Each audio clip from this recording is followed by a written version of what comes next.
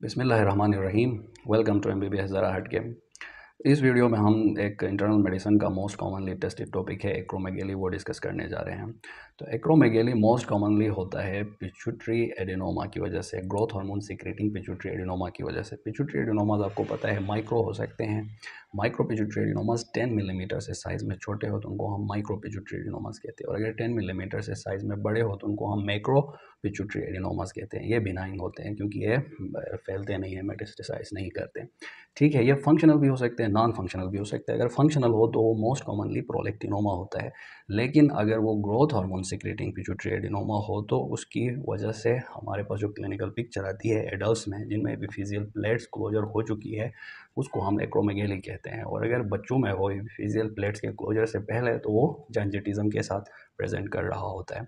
अच्छा, एपिडेमियोलॉजिकली ये है कि ये बहुत कॉमन नहीं है, मतलब 1 to 9 इन 100,000 होता है। ठीक है, और ये थर्ड डेकेड ऑफ लाइफ में प्रेजेंट करेगा, मतलब जब प्रेजेंट करेगा तो पेशेंट की एज 40 to 45 के दरमियान होगी। और जो हमारे पास पेपर में सिनेरियो है उसमें फीमेल्स और मेल में कॉमन होता है, लेकिन फीमेल के साथ आया और फीमेल प्रेजेंट कर रही है और वो 42 ईयर की है। अच्छा, इसकी इटियोलॉजी मैंने आपको बताई, मोस्ट कॉमनली ये पिट्यूटरी एडिनोमस की वजह से होता है, एक्रोमेगेली। ठीक है, और ये ऐसे भी हो सकता है, रेयरली ये ऐसे हो सकता है न्यूरो एंडोक्राइन ट्यूमर्स होते हैं जो ग्रोथ हार्मोन सिक्रेट करेंगे। ठीक है, और पैथोफिजियोलॉजी ये है कि ये ग्रोथ हार्मोन आवर सिक्रेशन की वजह से वो आगे जाके लिवर में सोमेटोमेडिन्स वगैरह सिक्रेट करते हैं, जिसे इंसुलिन लाइक ग्रोथ फैक्टर भी बोलते हैं, और वो जाके सेल्स की ग्रोथ वगैरह इंक्रीज़ कर रहा होता है, और इसी हिसाब से हमारे पास सिम्टम्स और साइन आते हैं। दूसरा ये कि पिट्यूटरी एडिनोमा की वजह से एक्रोमेगेली मोस्ट कॉमनली होता है, मैंने आपको बताया। तो इसके साइज़ की वजह से भी इफेक्ट्स हो सकते हैं, जैसे पिट्यूटरी कहाँ पे लाइक करता है, सेलर टर्सिका में। ठीक है, और उसके सामने बिल्कुल ऑप्टिक कायाजम गुजर रहा होता है, और अगर ये साइज़ में इंक्रीज़ कर रहा है एडिनोमा तो ये कंप्रेस कर सकता है, और बाइटेम्पोरल हिमेनोप्सिया ये भी चीज़ें आ सकती है। और दूसरा ये कि पिट्यूटरी एडिनोमा अगर ये साइज़ में बड़ा हो रहा है तो ये हाइपोथैलेमस और पिट्यूटरी के दरमियान जो स्टॉक है उसको कंप्रेस कर सकता है। स्टॉक को कंप्रेस करेगा तो दूसरे जो हार्मोन्स है पिट्यूटरी हार्मोन्स, उनकी हाइपोसिक्रीशन भी हो सकती है, लेकिन प्रोलेक्टिन की हाइपर सिक्रीशन होगी, क्योंकि आपको पता है कि डोपामीन ऊपर से नहीं आएगा। डोपामीन प्रोलेक्टिन इनहिबिटिंग फैक्टर के तौर पर काम कर रहा है। अगर डोपामीन नहीं आएगा तो प्रोलेक्टिन ज़्यादा सिक्रीट होगा। ठीक है, तो प्रोलेक्टिन ज़्यादा सिक्रीट होगा। प्रोलेक्टिन आपको पता है जीएनआरएच को इनहिबिट करता है, फिर आपके गोनेडोट्रोफिन सिक्रीट नहीं होंगे तो और एस्ट्रोजन और प्रोजेस्टेरोन डिफिशिएंसी वाले साइन सिम्टम्स फीमेल में नज़र आएंगे, और मेल में इम्पोर्टेंस वगैरह टेस्टोस्टेरोन की डिफिशिएंसी भी शो हो सकती है। तो ये पैथोफिजियोलॉजी है। क्लिनिकल पिक्चर हमारे लिए ज़रूरी है। पैथोफिजियोलॉजी अगर हमें समझ आ जाए तो क्लिनिकल पिक्चर हम ईजिली मतलब वो डायग्नोज कर सकते हैं। ठीक है, क्लिनिकल पिक्चर क्या है, देखिए क्लिनिकल पिक्चर हेडेक होगा। अगर पिट्यूटरी एडिनोमा है तो आपके स्कल के अंदर और ज़ाहिर है कोई चीज़ एक्स्ट्रा बन रही है, साइज़ बढ़ रहा है, उसका ग्रो कर रहा है, तो उसकी वजह से हेडेक हो सकता है। ठीक है, और दूसरी चीज़ ये है कि मैंने जैसे बताया ऑप्टिक काइज़म को कंप्रेस करेगा तो बाइटेम्पोरल हिमेनोप्सिया होगा। ठीक है, विजुअल लॉस होगी बाइटेम्पोरल्स, ये दोनों लेटरल जो विजुअल फील्ड्स है दोनों आइज़ की। अच्छा, उसके अलावा फीमेल्स में ओलिगोमेनरिया हो सकता है, सेकेंडरी एमेनरिया हो सकता है, ग्लेक्टूरिया हो सकता है, और विजाइनल एट्रोफी हो सकती है। ये सारे कैसे होंगे, ये मैंने जैसे बताया कि पिट्यूटरी जो स्टॉक है जो हाइपोथैलेमस और पिट्यूटरी को जोड़ रहा है वो कंप्रेस होगा उस मास इफेक्ट की वजह से। जब कंप्रेस होगा तो ऊपर से प्रोलेक्टिन इनहिबिटिंग फैक्टर जिसे डोपामीन कहते हैं वो नहीं आएगा। जब वो नहीं आएगा तो जो आपका प्रोलेक्टिन ज़्यादा सिक्रेट हो रहा होगा, और प्रोलेक्टिन इन ज़्यादा सिक्रेट होने की वजह से जीएनआरएच इनहिबिट होगा। जीएनआरएच इनहिबिट होगा तो एस्ट्रोजन प्रोजेस्टेरोन सिक्रेट नहीं होगा, तो वो ओलिगोमेनरिया, एमेनरिया, ठीक है, विजाइनल एट्रोफी, और इस सेकेंडरी एमेनरिया ग्लेक्टूरिया के साथ प्रेजेंट करेगी। प्रोलेक्टिन तो डायरेक्ट ग्लेक्टूरिया कराएगा ना। अच्छा, उसके बाद मेल्स में क्या होगा, मेल्स में भी इसी मैकेनिज्म के through G L H F S H जब नहीं आएंगे जीएनआरएच की डिफिशियंसी की वजह से। जीएनआरएच की डिफिशियंसी क्यों हुई, क्योंकि प्रोलेक्टिन ज़्यादा सीक्रेट हुआ। और तो मेल्स में क्या होगा, मेल्स में ये होगा कि इम्पिटेंस होगा। ठीक है, और उसके बाद डिक्रीज लिबिडो होगा, इरेक्टाइल डिस्फंक्शन, टेस्टोस्टेरोन का लेवल भी डिक्रीज होगा। अच्छा, इसके अलावा ग्रोथ हार्मोन जो है वो सॉफ्ट टिश्यूज़ की भी मैंने कहा कि ग्रोथ हार्मोन सेल्स को ग्रो करने पे वो करता है ना, स्टिमुलेट करता है। तो सॉफ्ट टिश्यू में उसकी वजह से ये ग्रो कराएगा। तो एक तो ये स्वेटनिंग ज़्यादा होगी उस बंदे को, क्योंकि ये हाइपर हाइड्रोसिस आप कह सकते हो उसको, क्योंकि वहाँ स्वेट ग्लैंड्स वगैरह उसमें बढ़ेंगे, उनकी नंबर बढ़ेगी। अच्छा, दूसरा डी वॉइस जो है वो डिपेंड होगी। वॉइस डिपेंड क्यों होगी, अगर ये हाइपर हाइड्रोसिस क्या होता है, पहले एक मिनट मुझे देखना। हाइपर हाइड्रोसिस देखिए, condition of excessive sweating can be localized और जनरलाइज। तो जनरलाइज हाइपर हाइड्रोसिस यानी स्वेटिंग एक्सेस होगी इसमें। और दूसरा डीपनिंग ऑफ वॉइस होगा। डीपनिंग ऑफ वॉइस क्यों होगा?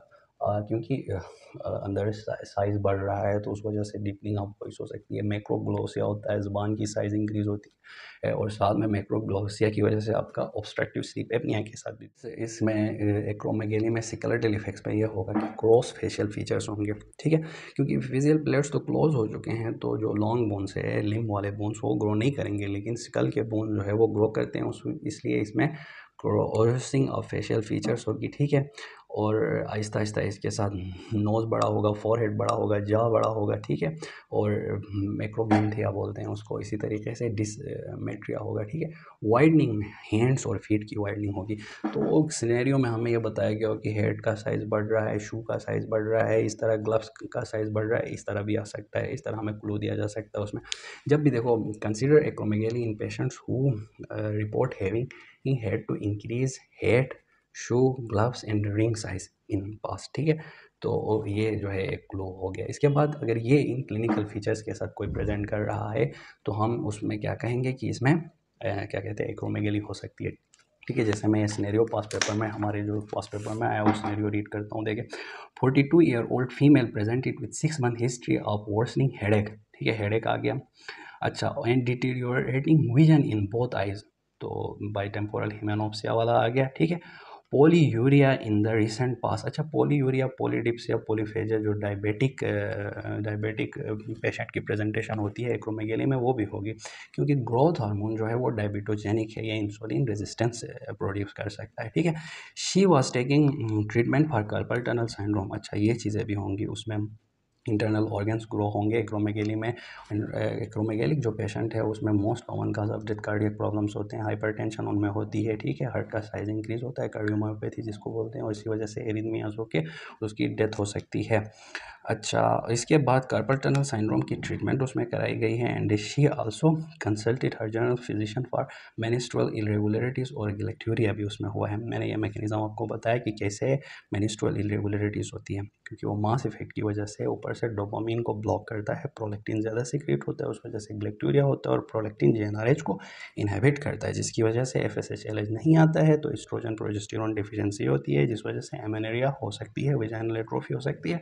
और चूंकि मैंने कहा कि इसकी सेकंड थर्ड डिकेड में प्रेजेंट करता है, 40-45 ईयर ओल्ड वूमेन है, तो इसमें क्या होगा, क्या कहते हैं, ऑस्टियोपोरोसिस भी हो सकता है, रिस्क बढ़ेगा ऑस्टियोपोरोसिस का, क्योंकि एस्ट्रोजन डिफिशियंसी आ रही है, सही है। अच्छा, उसके बाद इंक्वायरिंग पेशेंट, तो वो क्या कह रही है, देखिए क्या कहते हैं, admitted rapid increase in size of shoes and finger ring जो है वो टाइट हो रही है इसको, ठीक है। एग्जामिनेशन पे ब्लड प्रेशर हाई है, 160-110 है, और पल्स रेट नॉर्मल है। Her voice was husky and her appearance, अच्छा, रिवेल्ड। अपीयरेंस में क्या है, देखें, broadening of the nose, nose जो है वो ब्रॉडनिंग ऑफ द नोज है, ब्रॉड नोज हो गया है, और साथ में नीचे ये कह रहा है कि supraorbital ridge with large hands, supraorbital ridge और नोज की ब्रॉडनिंग हो गई है, और लार्ज हैंड्स है, ये सारे एक्रोमेगेलिक फीचर्स है, ठीक है। Neurological examination show deficit in the temporal field in both eyes, ठीक है, बाई टेम्पोरल हिमेनोप्सिया है, और साथ में विद माइल्ड ऑप्टिक एट्रोफी भी हो गई है। Rest of systemic examination was unremarkable. तो ये हमारे पास पेपर में केस आया है, बार बार आया है, और हो सकता है इसी तरह आए, तो हम इंशाल्लाह इसको डायग्नोस तो कर सकते हैं। और इसने पूछा what is most likely diagnosis, तो हम इसमें डायरेक्टली लिखेंगे कि एक्रोमेगेली है। Name four investigations you would like to do in the patient with expected, ये इन फाइंडिंग्स के साथ। तो अभी देखिए, एक्रोमेगेली जब आप सस्पेक्ट करोगे इस तरह प्रेजेंटेशन के साथ आए, तो डायग्नोसिस के लिए हमने सबसे पहले जो चीज़ करानी होती है वो ग्रोथ हार्मोन नहीं, बल्कि इंसुलिन लाइक ग्रोथ फैक्टर का लेवल हम चेक करते हैं। ग्रोथ हार्मोन क्यों नहीं करते, इंसुलिन लाइक ग्रोथ फैक्टर क्यों करते हैं? क्योंकि इंसुलिन लाइक ग्रोथ फैक्टर 1 जो है, सोमेटोमेडिन सी जिसको बोलते हैं, उसकी हाफ लाइफ ज़्यादा होती है, और growth hormone pulse style fashion में रिलीज़ हो रहा होता है। तो आप जब ले रहे हो तो आप नहीं बता सकते कि उसका फिक्स लेवल नहीं है कि इतना है, आपको पता नहीं चलता है, क्योंकि वो पल्स स्टाइल रिलीज़ हो रहा होता है। तो इंसुलिन लाइक ग्रोथ फैक्टर की हाफ लाइफ ज़्यादा है, तो उसका वो अच्छा हमें वो क्लू दे सकता है कि एक्रोमेगेली है कि नहीं है। और तो हम क्या करेंगे, सबसे पहले serum insulin like growth factor 1 की कंसंट्रेशन देखेंगे, जो कि बेस्ट सिंगल टेस्ट है इनिशियल, ठीक है।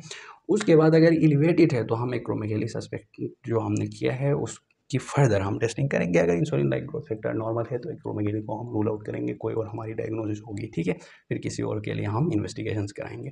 खैर, इंसुलिन लाइक ग्रोथ फैक्टर 1 की कंसंट्रेशन अगर हाई आ गई है तो हम अभी करेंगे oral glucose tolerance test. Oral glucose tolerance test ये जो है डायबिटीज़ के लिए जो हम करते हैं उसी तरह करेंगे, लेकिन इसमें हम पहले बेस लाइन ग्रोथ हार्मोन का लेवल लेंगे, फिर उसे ग्लूकोज लोड देंगे और 2 घंटे बाद दोबारा ग्रोथ हार्मोन का लेवल लेंगे। और ग्रोथ हार्मोन जो है वो सप्रेस होता है हाइपरग्लाइसीमिया के साथ। हाइपोग्लाइसीमिया के साथ ग्रोथ हार्मोन रिलीज होता है और हाइपरग्लाइसीमिया के साथ ग्रोथ हार्मोन को सप्रेस होना चाहिए।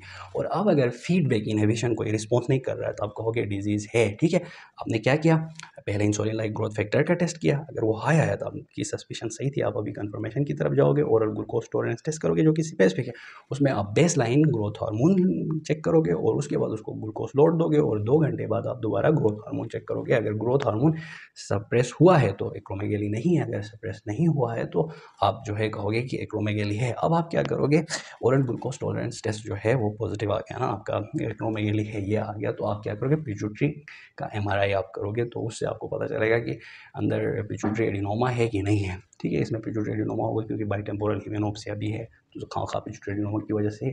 अगर ऊपर इंसुलिन लाइक ग्रोथ फैक्टर भी हाई है, ओरल ग्लूकोज टॉलरेंस टेस्ट से भी ग्रोथ हार्मोन सप्रेस नहीं हो रहा है, तो आप फिर क्या करोगे और एमआरआई करोगे। एमआरआई में अगर पिट्यूटरी एडिनोमा नज़र नहीं आ रहा तो आप फिर सेकेंडरी कोई काज जैसे न्यूरो एंडोक्राइन ट्यूमर्स के लिए आप स्कैनिंग डायग्नोसिस कंफर्म हो जाए फिर हम ट्रीटमेंट प्लान करेंगे। ट्रीट इसे हम सर्जिकली कर सकते हैं और ये क्या कहते हैं मेथड ऑफ चॉइस यही है एक्रोमेगेली के लिए, ट्रांसफिनोइडल एडेनेक्टमी है सर्जिकल। अच्छा, मेडिकेशन के थ्रू हम इसको ट्रीट कर सकते हैं, सोमेटोस्टेटिन एनालॉग देंगे जिसमें ऑक्टेरियोटाइड है, डोपामिन एगोनिस्ट दे सकते हैं। सोमेटोस्टेटिन क्या करता है, हर हार्मोन की ग्रोथ की को इनहिबिट करता है। अच्छा, डोपामिन एगोनिस्ट प्रोलैक्टिन की सिक्रेशन इनहिबिट करेगा जो कि और साथ में ग्रोथ हार्मोन की सिक्रेशन भी इनहिबिट कर सकता है। और ग्रोथ हार्मोन रिसेप्टर एंटेगोनिस्ट जिसमें पिगवी सोमेट नामी कोई चीज़ है, ग्रोथ हार्मोन रिसेप्टर एंटेगोनिस्ट है, ये दे सकते हैं। रेडियोथेरेपी भी कर सकते हैं। रेडियोथेरेपी में फोकस्ड जो है स्पेसिफिक उस एरिया में गेमा नाइफ के थ्रू पता नहीं कोई चीज़ होती है उसके थ्रू उधर क्या कहते हैं रेडिएशन देते हैं, उसको बर्न करते हैं। ठीक है, रेडिएशन से तो इसकी कॉम्प्लिकेशन क्या हो सकती है, हाइपोपिट्यूटरिज्म हो सकता है, इसलिए फॉलोअप में हम उसको चेक करते रहेंगे हार्मोन्स वगैरह। पिट्यूटरी की हाइपोपिट्यूटरिज्म तो नहीं हुआ है।